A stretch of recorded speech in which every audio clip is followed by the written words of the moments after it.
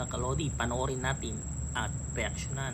Anong masasabi nyo sa sinabi ni Inday Sara sa kanyang plano sa panonood ng Taylor Swift? So ito mga kabayan, reaksyon lang ang kailangan natin. Tama ba o mali? O kayo nang bahalang umusga. Bili ako ng ticket, pupunta ako doon kung nasaan man yan si Taylor Swift at sasali ako doon sa pagsisigaw.